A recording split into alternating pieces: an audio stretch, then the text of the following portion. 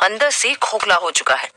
अगर इसके अंदर थोड़े से भी इमोशन होते ना तो मुझे इस हालत में हॉस्पिटल से ऑफिस नहीं बुलाता। यही सोचकर रिया आकाश के कैबिन में आती है। टेबल के दूसरी तरफ बैठे आकाश ने रिया को देखकर अपनी व्हील चेयर रिया की तरफ मोड़ ली। वो उसके करीब आ गया। आकाश को रिया के करीब देख डीके केबिन से बाहर चला गया।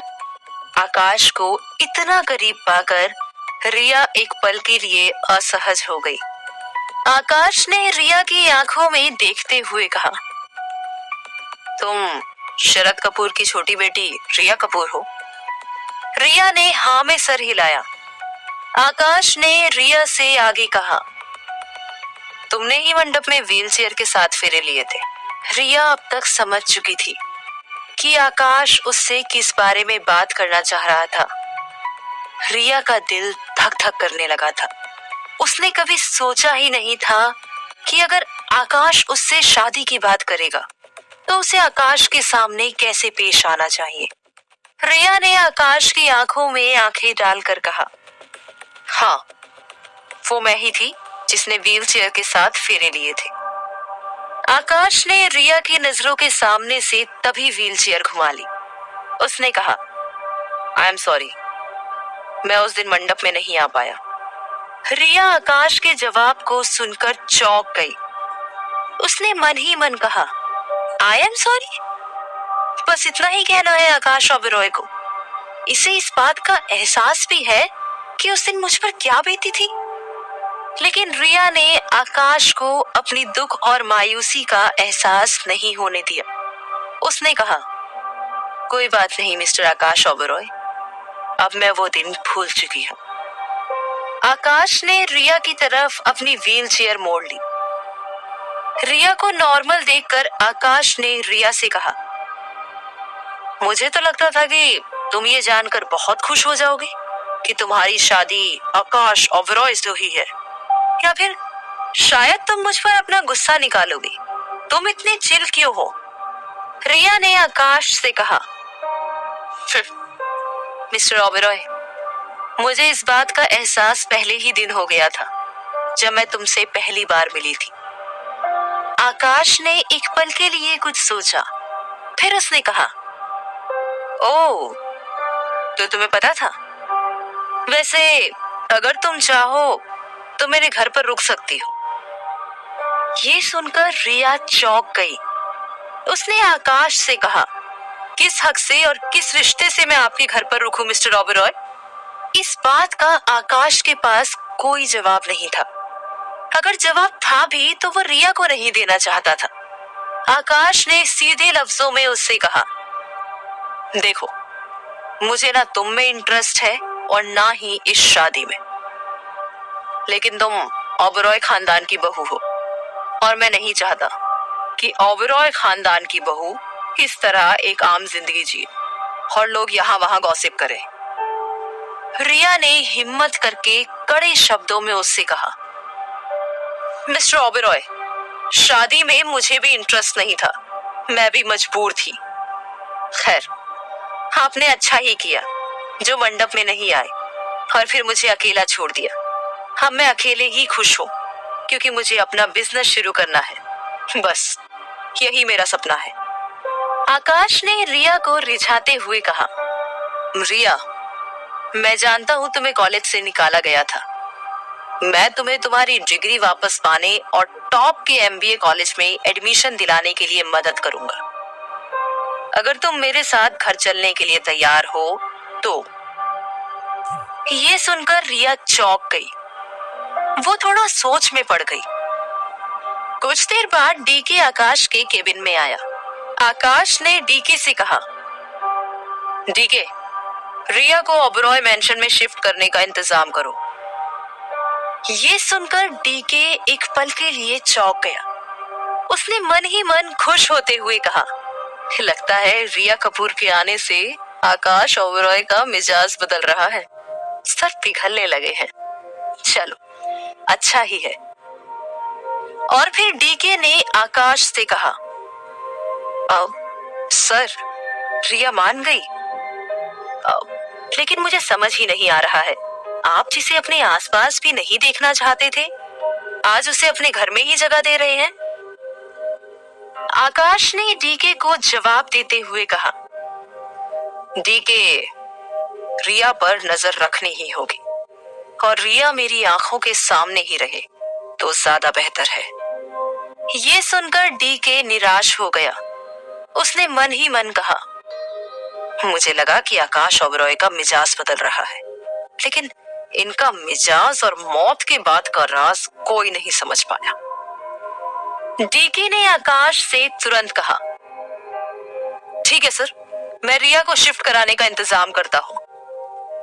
शाम ढलने वाली थी। शारदा अपार्टमेंट में गिन्नी के अंकल के अपार्टमेंट की बेल बजी। रिया ने जैसे ही दरवाजा खोला, गिन्नी गुस्से से अंदर आई। उसने कहा, देख, बहुत हो गया इस आकाश ओबरॉय का। ऐसे कौन हॉस्पिटल से सीधे ऑफिस बुलाता है? अरे इसके अंदर कुछ फीलिंग्स है भी या फिर पूरा पत्थर हो चुका है? रिया ने गिन्नी को शांत करते हुए अंदर बैठने के लिए कहा, लेकिन गिन्नी गुस्से में थी। गिन्नी ने कमरे में यहाँ वहां टहलते हुए कहा, अब मैं तुझसे जो कहूंगी ना, तू वो ही करेगी। तू चुपचाप उस हैंडसम यश ओबरॉय से डील करेगी। इस आकाश ओबरॉय को सबक सिखाने का वक्त आ गया है। रिया ने गिन्नी को पकड़कर जबरदस्ती बेड पर बिठाया। उसने कहा, गिन्नी, शांत हो जा, मैं ठीक हूँ। आकाश इतना भी बुरा नहीं है जितना तू समझती है। वो बस पागल है और पागलों को ट्रीटमेंट की जरूरत होती है। गिन्नी ने चौंकते हुए रिया की तरफ देखा। उसने कहा, अभी ऑफिस गए हुए तुझे कुछ घंटे ही हुए हैं। ऐसा क्या कर दिया उस आकाश ओबरॉय ने जो तू उसका गुणगान करने लग गई? रिया असमंजस में थी। तभी गिन्नी की नजर बेड पर बिखरे कपड़े और बैग पर गई। गिन्नी ने चौंकते हुए रिया से कहा, तू कहीं जा रही है? रिया ने दबी जुबान में गिन्नी से कहा, हाँ, अब मैं आकाश ओबरॉय के साथ उसके घर पर ही रहूंगी। ये सुनकर गिन्नी को शौक लगा। गिन्नी ने आकाश की गिफ्ट दी ड्रेस को रिया के बैग से निकाल के वापस अलमारी में रखते हुए कहा, रिया, तू पागल हो गई है क्या? उस पागल के साथ रहने जा रही है? रिया ने गिन्नी के हाथ से ड्रेस वापस बैग में रखते हुए कहा, हाँ, अगर अपनी पढ़ाई के लिए मुझे उस पागल के साथ रहकर पागल भी बनना पड़े ना, वो भी मुझे मंजूर है। तो जानती ही है मेरे लिए एमबीए कितना जरूरी है। गिन्नी, आकाश ने मुझसे वादा किया है कि वो मुझे एमबीए में मदद करेगा और मैं ये मौका हाथ से नहीं जाने देना चाहती। गिन्नी ने रिया से कहा, रिया, तू तो जानती ही है ना, आकाश ओबरॉय के साथ रहना मतलब जलती आग में कूदकर सुसाइड करना है। अरे तिल तिल करके मरेगी तो हर दिन। यार, कुछ ऑप्शन भी तो होगा ना। रिया ने गिन्नी के हाथ पर हाथ रखकर कहा, गिन्नी, तू चिंता मत कर, मैं खुद को संभाल लूंगी। शाम ढलने वाली है, तू मुझे ओबरॉय मैंशन तक छोड़ने आएगी? गिन्नी ने रिया से नाराजगी से कहा, तुझे जाना है तो जा, मैं नहीं आ रही उस पागल के घर। वैसे भी मुझे अपने नए बॉयफ्रेंड से मिलने जाना है। इससे पहले कि रिया गिन्नी की नाराजगी खत्म करती, गिन्नी अपार्टमेंट से चली गई। ओबरॉय मैंशन के आगे रिया का ऑटो रुका। ऑटो में बैठी रिया ने ऑटो वाले को किराया दिया और अपना बैग लेकर ऑटो से नीचे उतरी। रिया ने देखा ओबरॉय मैंशन किसी होटल की बिल्डिंग जैसा लग रहा था। रिया अपना बैग लेकर थोड़ी घबराहट के साथ मैंशन की तरफ बढ़ी। रिया ने अंदर झांका ही था कि अंदर बैठे वॉचमैन ने अपने केबिन से रिया से कहा, बोलिए मैडम। रिया ने वॉचमैन से कहा, भैया, मैं रिया कपूर हूँ। मेरी मिस्टर आकाश ओबरॉय से शादी हुई है, अब मैं यही रहूंगी। वॉचमैन ने मुस्कुराते हुए रिया से कहा, मैडम, ये मजाक करने की जगह नहीं है, आप प्लीज जाइए यहाँ से। रिया ने वॉचमैन से कहा, भैया, मैं मजाक नहीं कर रही, आप मिस्टर आकाश ओबरॉय से बात कीजिए और उन्हें बताइए कि रिया कपूर गेट पर आई हुई है।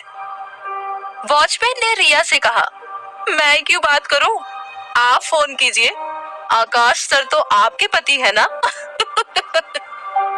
रिया ने मन ही मन कहा, हे भगवान, मेरे पास तो इस आकाश खड़ूस का नंबर भी नहीं है, कैसे बात करूं मैं उससे?